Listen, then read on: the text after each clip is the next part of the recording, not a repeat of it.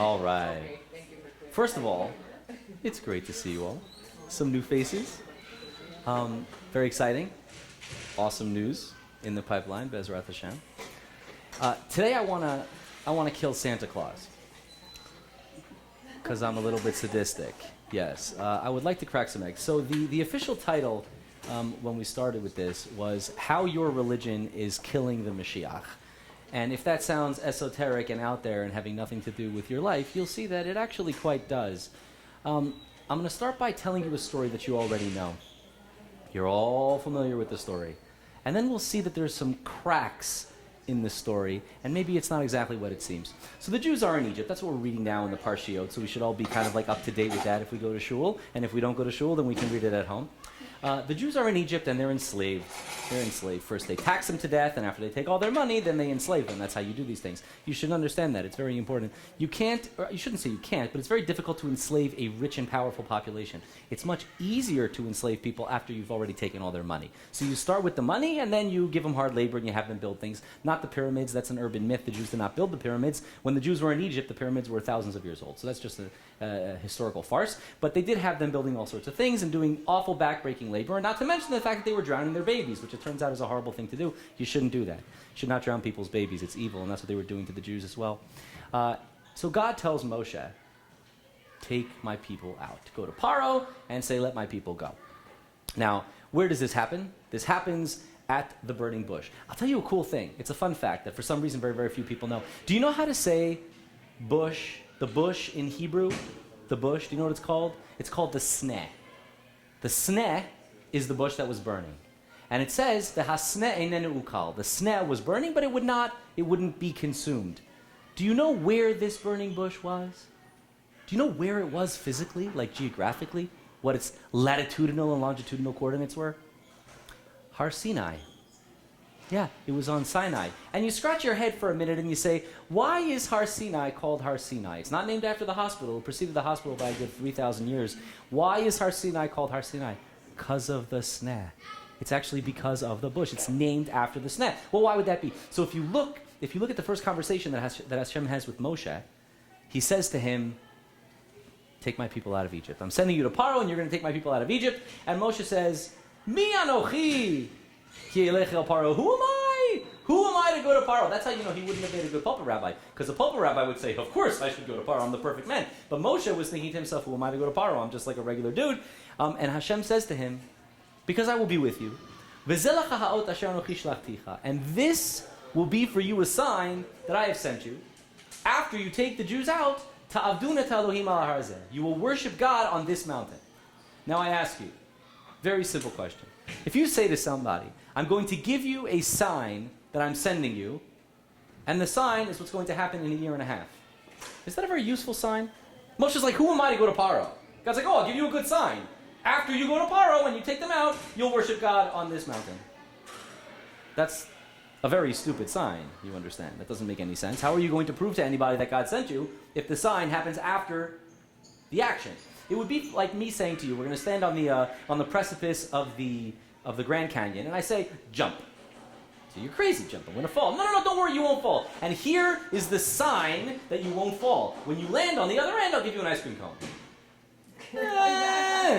Yeah, not so effective. Not so effective. So why does God say to Moshe that the sign for you is that after you get out, you'll worship God on this mountain? Makes no sense. The answer is simple.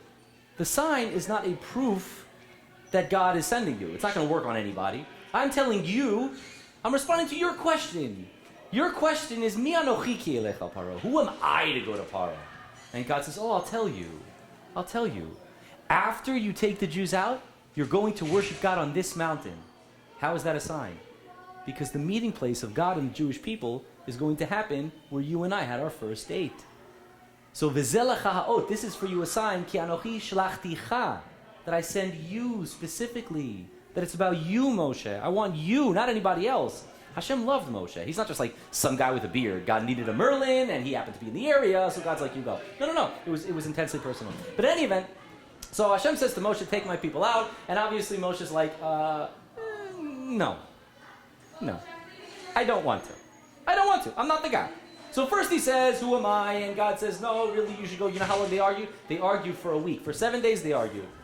First Moshe says they don't deserve to go out. I don't deserve to take them out. They don't deserve to go out. And every single time he says something, God comes back to him and he answers this and he answers that. And then Moshe says, well, okay, so I'm going to go to the Jewish people and I'm going to say, your God sent me. And they're going to say, what's his name? What shall I say your name is? What shall I say your name is? And God says, Ehiyeh Asher Ehiyeh. I will be what I will be. I will be what I will be. That's a funny name. That's a funny name. I mean, how many people have you met whose names are I will be what I will be? It's a strange name. We know like Elohim, Hashem, Shakai, Tzvaot, all these names. Ehiyeh Asher Ehiyeh, I will be what I will be, is a very strange name. And then the pasuk continues, so tell them I will be sent you. Tell them I will be. He went from 2 I will be's to 1 I will be. I will be what I will be? Nah, 1 I will be. Okay, doesn't seem very significant. I'm glad we had this conversation. And then the next verse is, and God says to Moshe, I am Hashem. This is my name forever and ever. So God sounds a little bit schizophrenic, you see. Because first he says, when he's asked what his name is, I will be what I will be. And then he says, actually, just 1 I will be. And actually, I'm Hashem, and that's my name forever. It's weird.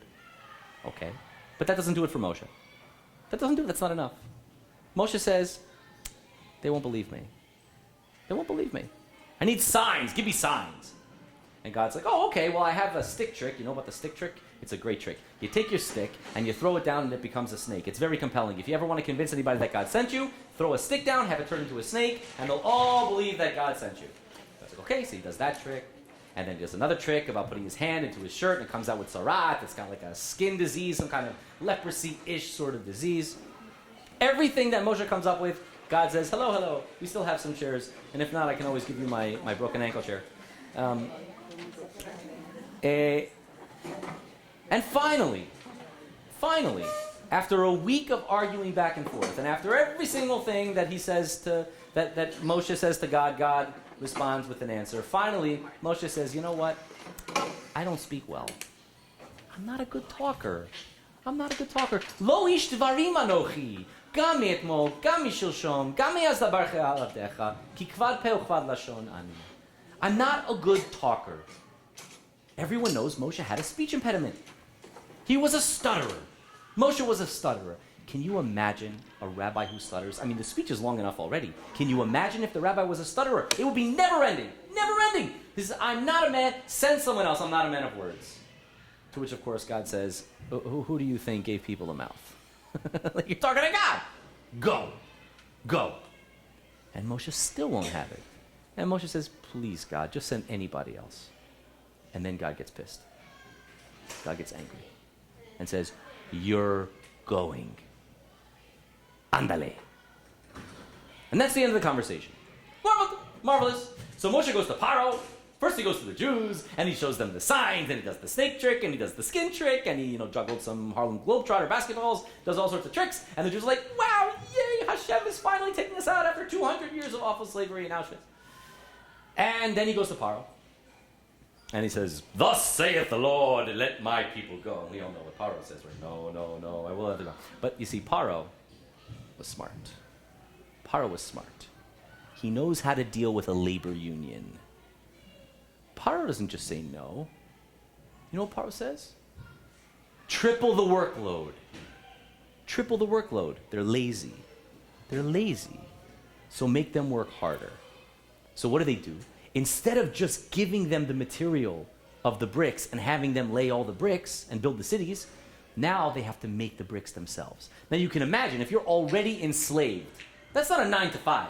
You're already enslaved. Daybreak until midnight, or whenever, probably not midnight, but certainly when the sun comes down, you're working already. And now you have the same brick quota, but they don't give you the materials.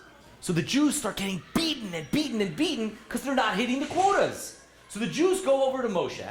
The Jews come to Moshe, and they complain to him. And they say, what the hell's the matter with you? You're making our lives even worse. God should judge you. This is literally what happens. It says when Moshe and Aaron come out from the palace of Paro, the Jews are waiting there for him. They're waiting there. And they said, God should judge you. God should judge you because you're giving them excuses to kill us now. It was one thing when we got the bricks done every single day. You know how hard that was? We haven't slept. We haven't had a vacation in 20 years. can imagine. 20 years, my back, yeah? And now, it's even worse, and it's your fault. So what does Hashem do? What does Hashem do? I put it down, the ankle hurts. I put it up, my foot falls asleep. It's a lose-lose. So Moshe complains to Hashem. And Moshe says to Hashem, Lama hariota la'amazeh? Why have you done evil to this nation? Lama zeh shlachtani? Why did you send me? Ume'az bati el Paro l'daber b'shmecha. Since I showed up to Paro to speak in your name, heira la'amazeh. It got worse. V'hatzel lo yitzat et amecha. And you haven't saved your nation at all. Why are you wasting my time? So Vayomer Adonai el Moshe. Hashem says to Moshe, Ata tireh asher e'aseh leParo. Now you'll see what I'll do to Paro. Now you'll see. Ki v'yad chazaka yishalchem u'v'yad chazaka yigarshem me'artzo. Now with a big hand, he's going to throw the Jews out. He'll let you go, don't worry. Now, turns out this is the very end of the first portion in the book of Exodus called Shemot. The end of the first part is that Moshe says to God, what the hell did you send me for? Everything got worse. And God's response is, now you'll see. You know what the obvious question is, right? Why now? You sent me 3 months ago, and I did everything you said, and it got worse. And it got much, much worse. And now when I complain to you that it got worse, you're like, okay, now I'm ready. Why? Why? Why didn't you just do it in the beginning? Why are you wasting my time? Why are you wasting everybody's time? Very strange. The second chapter, not second chapter, but the second portion in Shemot then continues. Hashem says to Moshe, says, you know, when I came to the Avot, when I came to Avraham, Yitzchak, and Yaakov, and I promised them things, you know what they never did? They never kvetched like you. Moshe, you're a kvetcher. I came to Avraham, and I said to him, I'm going to give your children this land. Meanwhile, he had to go and buy a yard so he could bury his dead wife in the land that I promised him. You know what he never did? He never said, God, how come I have to spend top dollar on a burial? God? He never did that. And then to Yitzchak, the same thing. Every time he dug a well, Plishtim would come and kick sand in the well. Imagine that. Philistines kicking sand in your well. Who can imagine this? And then, you know, again, he never kvetched, he never whined, he never moaned. And then Yaakov, I said, I'm going to give you this land. And what happens? He's got to buy land in Shechem. They never complain. You? I come to you one time, I say I'm going to take out the Jews, and you complain. You're not like them. And therefore, go and tell the Jews, I'm going to take them out, I'm going to save them, I'm going to redeem them, I'm going to take them for me as a nation, I'm going to bring them to the land, I'm going to give them the whole thing. And of course, Moshe goes and tells the Jews, and they don't listen to him. Why do you think they don't listen to him? Because the last time they listened to him, things got a lot worse. So obviously they don't listen to him. So now Hashem comes to Moshe again and says to him, go to Paro like I told you. And what does Moshe respond? You'd never believe it. Moshe says, God, the Jews didn't listen to me. How's Paro going to listen to me? And by the way, not a good talker. I thought we've already had that conversation. Didn't you already tell me the first time we had the conversation that you're not a talker? And God said, fine, I'll give you Aaron. Why would you make the same point again? We've already had that discussion. The Torah does not repeat points. Let me say that again. The Torah does not repeat points. Shlomo repeats points, not the Torah. Why does Moshe say again to God that he's not a good talker, that he's a stutterer? And furthermore, if you look very carefully, you'll notice that he uses two different words for his speech impediment. In the first Parsha, in Shemot, he says, Kvad peh ukvad lashon ani, which means I'm heavy of mouth and I'm heavy of tongue. In the second Parsha, in Va'era, he says, Aral sfatayim, I am uncircumcised of lips. Now, I was actually at a Brit Milah today, so I can tell you with first-hand knowledge, we don't circumcise the lips. Yeah? Maybe it does. In fact, maybe it does mean that, doctor. Because, no, you might be right. Because the word arel, or the word orla, which we think means foreskin, it turns out it doesn't actually mean foreskin. The word orla, Rashi explains, means atum. It means closed. It means closed. And Rashi brings several examples throughout Tanakh where you see that you could be arel ozen. You could be covered of ear. It doesn't mean you have foreskin in your ear. It means you're covered of ear. And you could be orele leiv. You could be covered of heart. So the foreskin is just one thing that is covered, and then we snip it off. But anything that's covered can be called orla. So he says, I'm covered of mouth. right? Which could have been like, one of those things possible. Maybe that it was, right here, and you can't get up. That's bad. Yeah. We snip, yeah. Well, yeah, so maybe they didn't have that tech, who knows? But, so why is he why does he use a different expression to describe his speech impediment? And why is he bringing up the speech impediment when you've already spoken about the flippin' speech impediment? Furthermore, can I ask you a very silly question? Tell me if you've ever wondered about this question, because it's such a fun question. How many plagues were in Egypt? 10, right? 10 plagues. Why did God need 10 plagues? You think he couldn't have done it in 2? Could God not have done it in 2? Which one got them out? Death of the firstborn, because that one is a hard one. That one, frogs, let me tell you something. Frogs are annoying. They're annoying, but they don't kill your babies. They don't kill your babies. I have a good idea, God. Because you know what? I'm Jewish. We like saving time and money. Here's what we're going to do. Instead of starting with Dam Tzvardei Akinim Arav Dever Shchin Barat Arba Choshech and then getting to Makat Bechorot, skip the blood and the frogs and the lice and the wild animals and the pestilence, skip the boils, skip the hail, skip everything, and just start with killing the firstborn. Start there. You know how long it's going to take to get the Jews out of Egypt? 20 minutes. 20 minutes! Why is God wasting time and money? So strange. Do you know how many portions there are that talk about getting the Jews out of Egypt? Shemot, Va'era, Bo. Three! I need to sit in shul for 45 minutes every single Saturday to hear more. You could, listen, you get a quick ball koreh. My son can do this for you. Seriously, chip off the old block. He gets up, boom, you're out. Finito! What do I have to sit there for 3 weeks for to hear the same thing? Why would you stop telling me the plagues in the middle? In last week's Parsha that we read on Shabbat, we had Dam, Tzvardei, Akinim, Arov, Dever, Shchin, and Barad. The first 7 of the plagues. 7! For crying out loud, why didn't you give me the other 3? This week I'm going to be here because we're having a Shabbaton for the 8th grade. You would have saved me from spending more time in the Beit Midrash.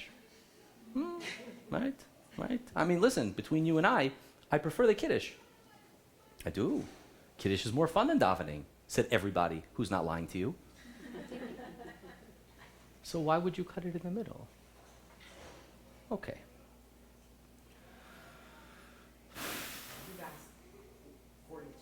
Yes, I have indeed. The truth is, they're really all different manifestations of the same question. And we're going to see what the answer is, and you're going to see that this really relates to each and every one of us. But if we're conscious of it, and we're aware of it, and we try, and we strive, and we work, we can grow.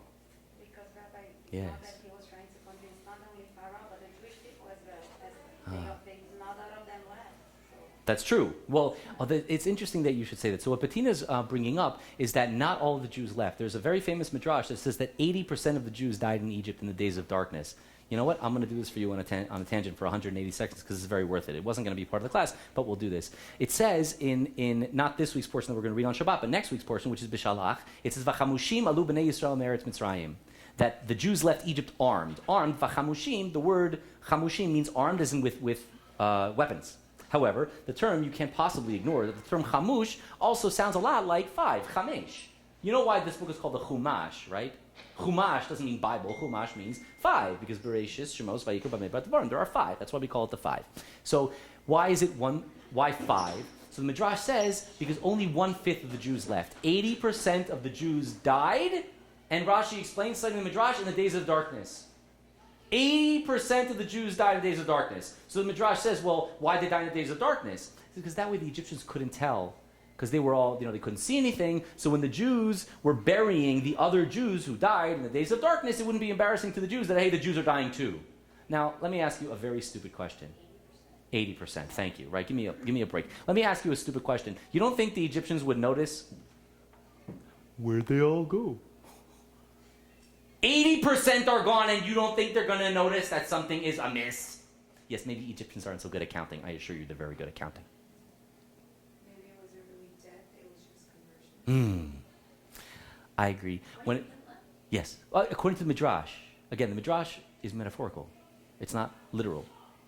It's metaphorical. All Midrash is metaphorical. We could talk about that some other time. The point, I think, is as follows. When it says that they died b'yimei hachoshech, in the days of darkness, I do not think that that specifically refers to the plague of darkness. It means the days of darkness. In the days of darkness, 80% of the Jews died. Let's talk about what died means. Because Rashi says, Shahayu Risha'im be'oto hador shelo ratzu latzet. That's what Rashi says. He doesn't say there were Jews who didn't believe in God. He didn't say there were Jews who didn't think that God had the power to take them out. He says there were evil people in that generation who didn't want to leave. They didn't want to leave. They believed in God, maybe yes, maybe no. Maybe there were people who didn't believe in God who did leave. They didn't want to leave. So they died in the days of darkness. What do you mean they died in the days of darkness? They became Egyptian. They assimilated. They vanished in the days of darkness. 80%, and all of a sudden the number becomes believable, doesn't it? Painful, but believable, because if you don't believe it, look to the right and look to the left. You live in the United States of Egypt. The Jews are disappearing, not because anybody's killing them, thank God. Not because anybody's killing them, but because they don't want to leave. So they disappear, they vanish in hitbolalut. They vanish in assimilation. And they're gone. They're gone. So I suspect that's what it means, but doesn't mean they didn't believe, it means they didn't want to leave. By the way, that was repeated in the Second Temple as well, but we're going to go through that in a different day. So, first things first. Why would Moshe say the same point to God that he's not a good talker? It doesn't make sense that you would repeat the same point to God. And furthermore, why does he use a different language when he's talking about the same speech impediment? Well, you understand the second question answers the first question, doesn't it? Because if the first time he says, I'm heavy of mouth and heavy of tongue, and the second time he says, I'm closed of mouth, then that tells you why he said it twice, because they're not the same. He said it twice because they're not the same point. The difference, I believe, between the first part and the second part, the first part when Moshe was talking to Hashem, after he went through all of his possibilities as to why he shouldn't be the guy. Why am I the guy? Why do I deserve to leave? They're not going to believe me. I need a sign, the whole thing. You know what he finally says at the end? He gets to the real point. Did you know psychologically, if someone gives you 5 reasons for something, you know how many reasons there are? 1. And it's the last one. And it's the last one. The last one is the reason. He goes, I'm uncomfortable. I'm uncomfortable. I really just don't want to do it. Why? Kvad peh ukvad lashon. I'm heavy of mouth and heavy of tongue. You want me to get up in front of people in a movement and talk to them. Do you know how embarrassing that is for me? Do you know how uncomfortable that makes me feel? I'm heavy of tongue. Imagine for an instant, imagine that you went to the dentist and they shot you up with Novocaine and your tongue feels heavy, right? Blah, blah, blah, blah, blah, blah, blah. Heavy of tongue means I can't speak. And God says, fine. Okay. Can't speak? No problem. Your brother Aaron, he'll do the talking. No problem. How is that different than the second time? Good. The second time is not about him. It's about Paro. He says, I am... Is that water? I love you. The second time, it's about Paro. Oh, thank you so much. Baruch atah Adonai Eloheinu melech haolam shekol niyeh. The second time that Moshe is talking to Hashem, he's not worried that he's uncomfortable. He says, how's Paro going to understand me? It's not about me. Now it's about him. Fine, I'll go. I'll go. You need me to go? You force me to go? You twist my arm? I'll go. How's he going to flip and understand me? Well, why does it all of a sudden become about Paro? I'll tell you why. Let's go back to the first question. First question was, God sends Moshe. He argues with him for a whole bloody week. A week he argues with him. Finally, at the end, he goes, and it gets worse. And Moshe says to Hashem, I don't understand. Why did you make it worse? And Hashem's response is, okay, now you'll see. Now I'll take them out. That's a very simple question. Why didn't you just do this in the beginning? And we didn't have to go through these whole machinations. What's the point? I'm going to tell you what my uncle told me. And it's so obvious. If you look in the verses, it's so obvious. Hashem comes to Moshe and says, I've heard the Jews. It's time to take them out. Go to Paro and take them out. And Moshe's response is, okay, so I'm coming to the Jews and I'm telling them that their God sent them to me. What's your name? When did Hashem tell Moshe that he should talk to the Jews? He didn't. He didn't. He told him to talk to Paro. He didn't tell him to talk to the Jews. Well, why didn't he tell him to talk to the Jews? Why did he send him right to Paro? Oh, I don't know. How about this? Because if you talk to the Jews first, and the Jews go rah, rah, rah, and they're excited, what's Paro going to do to them when you see him? Who's Paro going to blame? The Jews. If you never spoke to the Jews before, and you go straight to Paro and said, Hashem sent me, let my people go, Paro's going to say no anyway. But you know who's not going to blame? The guy in the field. He's not going to blame the labor union. But if you go in front of all the workers in the factory and you start riling them up and they're like, yeah, we want union, now I have to crush the worker man. And that's what he does. So when Moshe comes to Hashem and Moshe says, why'd you do this? You made it worse. God's like, me? You. That was all you. Are you done now, Moshe? Are you done now? If you're done, oh, now you'll see what I'm going to do to Paro. Now you'll see. Step aside. Get out the way. What's this whole business with what? Getting there. Don't you worry. What's this whole business with what's God's name? What's his name? I don't know. Fred. Like, what do you mean, what's your name? It's a strange thing. Let's talk for just a moment about what we mean when we say God's name. God doesn't have a name.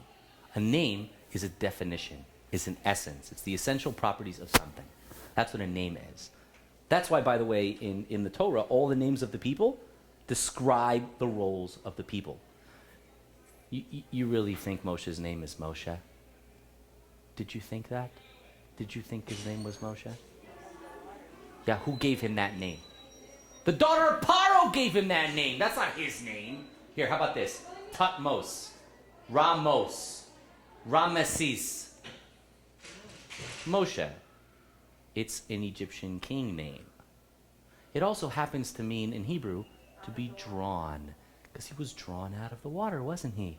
What does Moshe do to the Jewish people? Draws them out. It's Mashui. So he was drawn out, and then he becomes he who draws out. That's why that's his name. The Gemara says his name was Tuvia. That's a good Jewish name. He was Tuvia from his mom. Nobody calls him that. We call him Moshe because that's what he was. That's not his name, it's what he was. It's always about what you are. He calls the midwives Shifra and Pua. Have you ever met? Actually, I do know someone named Pua, but it's not a common name. Shifra and Pua, the Talmud says, are descriptions of what they would do. Her name was Shifra Shemeshaperet et Havlad. She would improve the children physically. And Pua was that she would coo to the child, like poo, poo, poo. She would improve their emotional well-being. It's describing the midwives to you through the work that they did. Because who cares? Their names were Miriam and Yocheved. Who cares about their names? What's important is what we understand from them. So it's the same thing with Hashem. Hashem has no essence that you can measure. So how do you give him a name? And the answer is he doesn't have one name. He has myriad names. And each name is how he is dealing with you at a particular time. So sometimes the name is a name of judgment and strict harshness. And other times it's the name of mercy. And it's a name of patience. Each time it's never God's essence. God has no essence. What do we call God? Hashem, the name. He has no name. He has no name that we can understand. He's beyond us. He's beyond us. So instead, it's however he's interacting with us at any particular time. So therefore, Moshe asks Hashem, he goes, okay, I'm going to the Jews, and they're going to say, what's his name? What do you mean, what's his name? They don't know their God? Tell me, when's the last time you went over to a Christian and you said, Jesus, and he goes, Jesus who?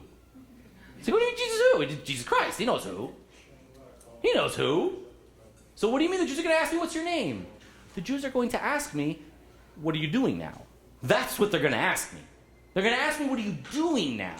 How are you relating to us now? Where were you in Auschwitz? That's the question that everyone in Auschwitz wants to know. You go into the bunks, right, those little teeny tiny tubes that they stuck all the Nebuch people in. You go there into the bunk room and you say, God sent me. What do you think everyone in that room is going to ask you? What the hell's the matter with him? That's what everyone's going to ask you. When you walk into Auschwitz and you tell the people I'm liberating you, they're not going to go, yay! They're going to go, where you been? That's what they're going to say. Come on, we know Jews. We know Jews. So he says, what should I tell them? You know what God responds? Ehiyeh asher ehiyeh. I will be what I will be. Rashi explains, Ehiyeh imam b'tzara zu, asher ehiyeh imam b'tzarot achirim. I'll be with them in this trouble like I'll be with them in the next trouble. The next trouble? Are you kidding me? And Moshe says, God, dayel tzara levishaita. And not one chara is enough at a time.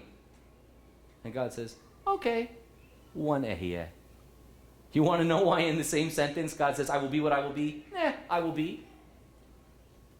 Because first he says, oh, I'll tell you the truth. You really want to know? I'll be with them in this problem, and I'll be with them in the next problem. And you know what? When we get there, I'll be with them in the next problem. But Moshe says, yeah, but when we're dealing with the Inquisition, maybe this wouldn't be a great time to talk to them about Chmelniki. And then when you get to Chmelniki, maybe it wouldn't be such a great time to talk about the Crusades, which actually preceded Chmelniki. And then maybe it's not a good time to talk about Auschwitz. I mean, it's not nice. Now it's not the time. God says, okay, fine. Tell them I will be. What's the point of I will be? God says, I'm with you in Auschwitz. I'm with you. I'm your bunkmate. You're thinking, where is God? You want to know where God is? He's next to you in the bunk. He's next to you in the bunk. I know. I know. So you know what? Maybe next lunch and learn we'll talk about Auschwitz if you want. I don't promise not to offend you. But deal. We can do that. It's a good topic. You're going to hate me after. So why does God need all these plagues? He says in the beginning of this week's Parsha, he says, go to Paro, so that you can tell your son and your son's son, Leman asher yisaper bo'oznei bincha uben bincha, es asher hisalalti b'Mitzrayim. You'll tell your son and your son's son how I played with Egypt. Played with Egypt? Played with them? This is a game to you? This whole thing is a game? The answer is, oh yeah. Oh yeah. It's a game. You think that Paro's a big bully and God's a stronger bully? That's not the right narrative. You think Paro enslaved you and now Hashem woke up and took you out? No. Paro's a puppet. I put you in and I'll take you out when you're ready. Yes, absolutely. And by the way, lest you think for one moment that that's not true, God promised Avram 500 years earlier. He swore to him. He says, don't you know, he goes, I swear to you, you will know that your children will be slaves and tortured for 400 years. God promised him that. Absolutely. I didn't say that. Oh, I don't even know if we're ready to have a class on the peace plan. One thing at a time. Dialogues are b'shaita. So, you want to know why he didn't just do Makat Bechorot and kill the firstborns? God doesn't need to do any plagues to get the Jews out of Egypt. He can snap his fingers, and artillery comes down, and the walls are destroyed, and the Jews can walk out. Right, he can just magic them on carpets or whatever it is if you want to go in that direction. But the point is, the plagues are not about getting the Jews out. Yes. Each plague is specific and has a lesson. Have you ever noticed that the plagues are they're not deadly, they're just annoying? Seriously, they're annoying. The plagues aren't boils.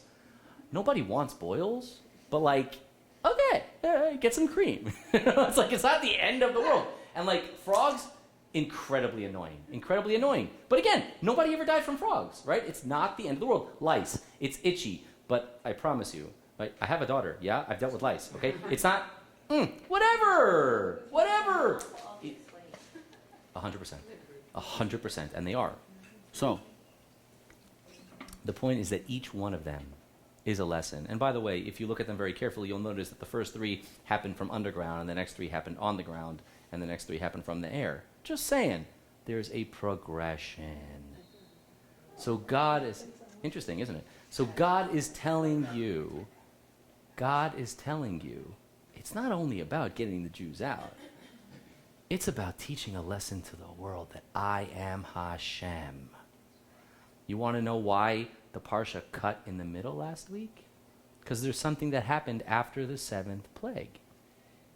For the first time. Paro says to Moshe, Chatati. I've sinned. You're right. God's like, oh, good. Final phase. Final phase. The plagues are not one thing. The plagues are 10 things. And within those 10 things, there are lessons that God is teaching the world.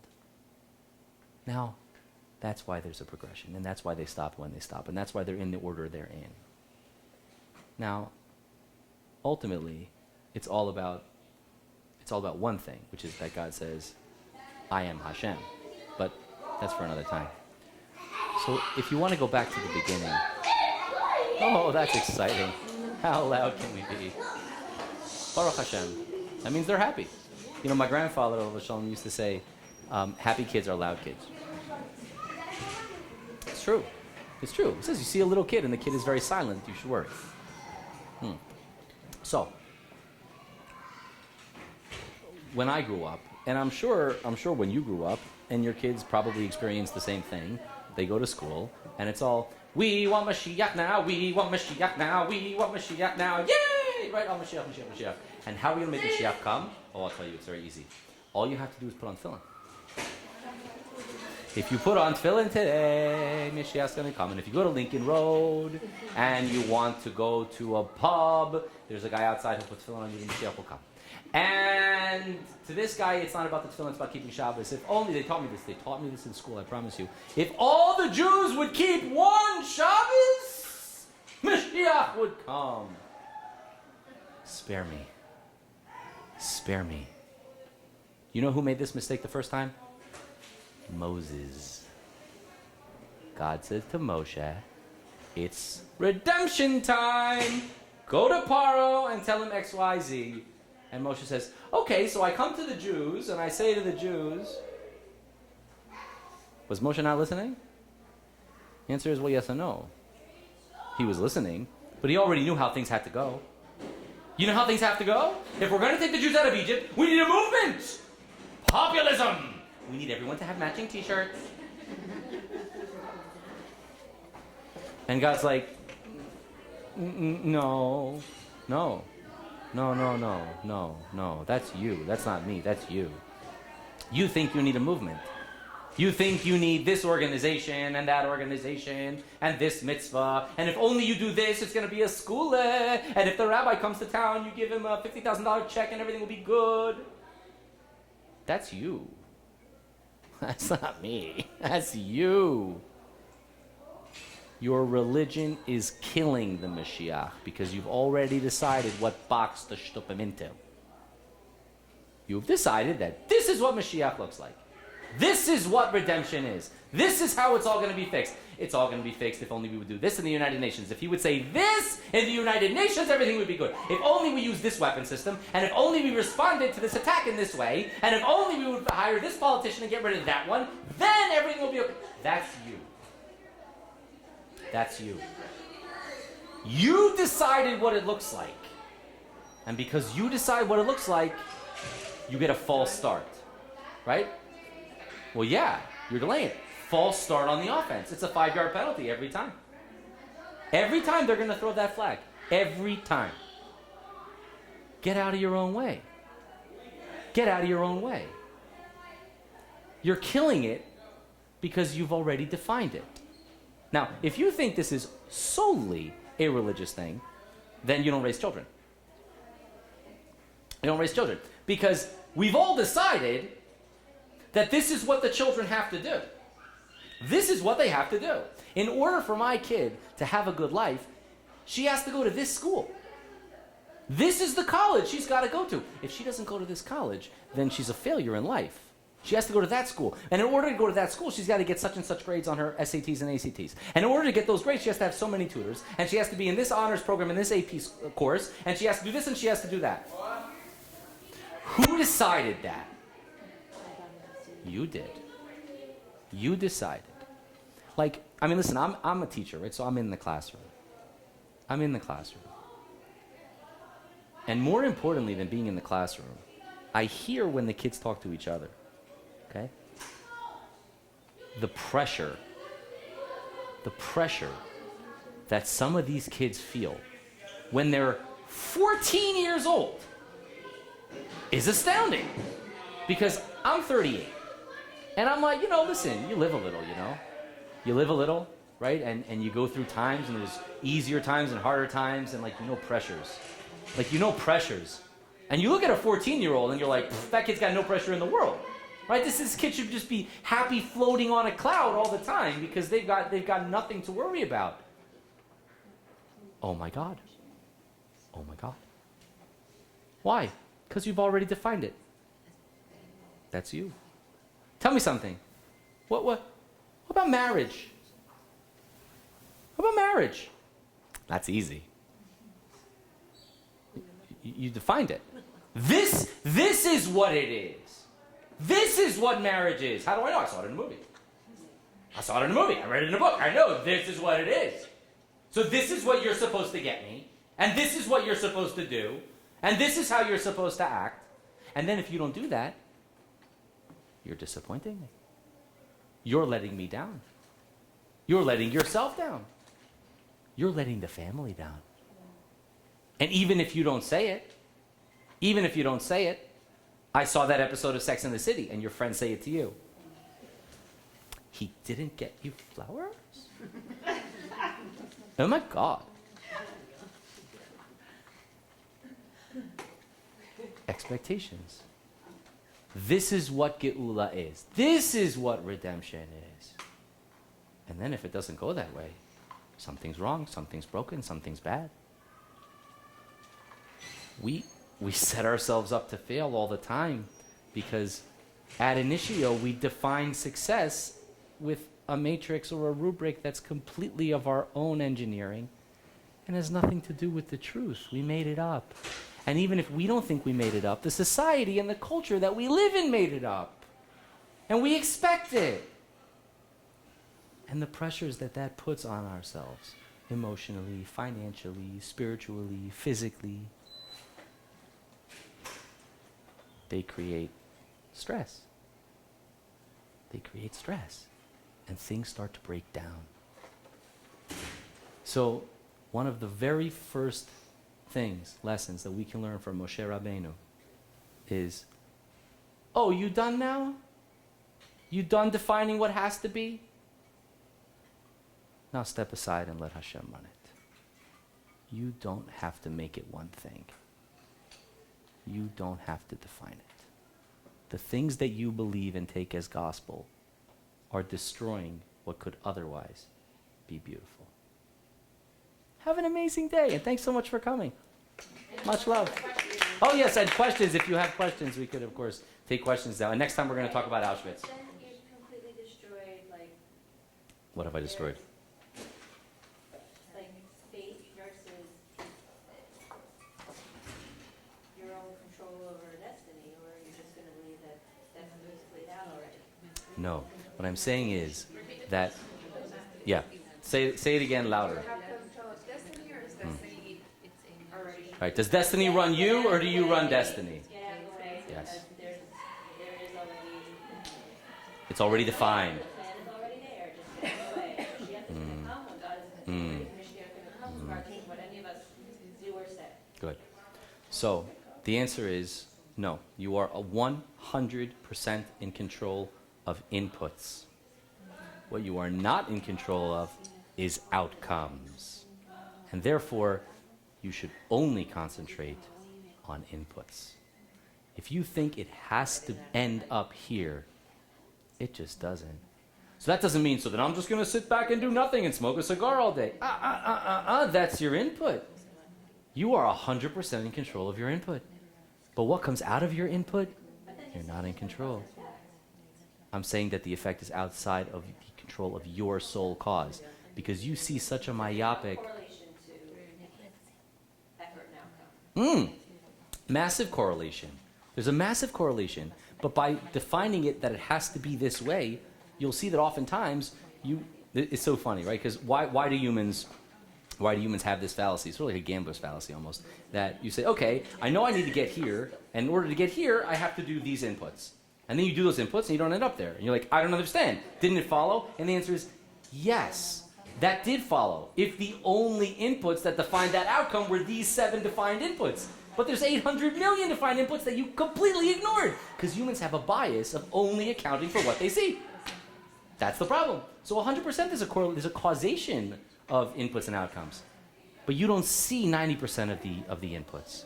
You only see your own inputs at best. At best. So of course there's a correlation, and then oftentimes there's even a causation. And you have to strive very, very hard to do your best. But oftentimes you define, what a goal should be. Maybe, maybe not. We should evaluate our goals. They should be real and they should be reaching. And we should push ourselves. But push ourselves. I don't push me to be her. Push me to be me and her to be her. That's number one.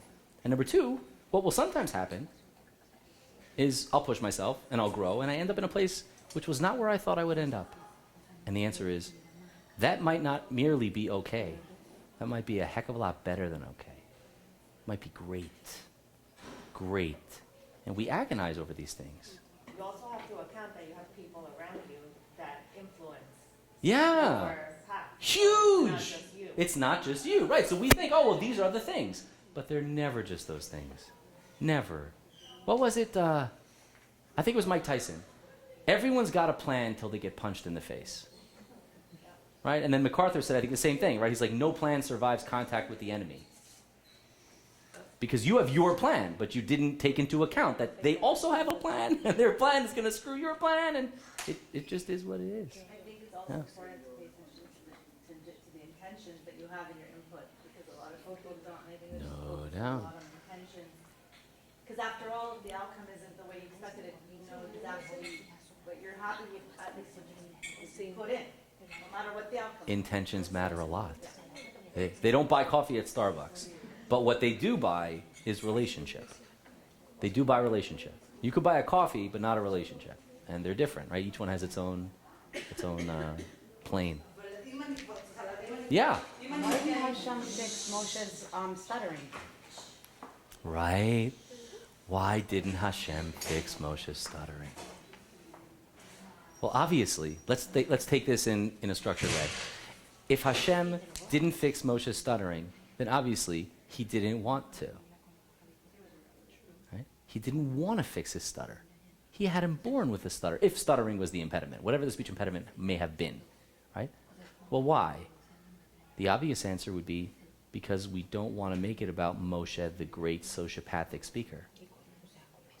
That's the obvious answer. Right? Hitler, not to compare Moshe to Hitler in any serious way, because Moshe was tall, but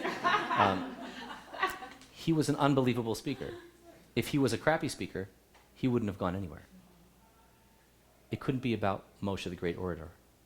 Like Churchill, on the other hand. Churchill's strength was in, what did they say? He mustered. He mustered the English language and marched it off to war. Mobilized. He mobilized the English language and marched it off to war, they said about him. And he truly did. His mouth kept England alive. Quite literally. His mouth kept England alive. And that was beautiful. But for Moshe, it couldn't be about that, because then it's about Moshe. You notice the text that deals solely with the Exodus from Egypt is the Haggadah that we say on Pesach, L'may Nisaperes, that you will tell over. You know whose name does not appear once in the Haggadah? Moshe. And that is not an accident, because it's not about Moshe. Moshe is a glove. God's hand goes right into the glove. That's the point. He's a messenger, nothing more and nothing else. Which is so interesting, because Moshe also, the Torah tells us, was Anav Mikol Adam. He was the most humble of all humans. The most humble. There was no me in me. There was no I. There was just God's will. That was it. There was nothing else, which is pretty cool.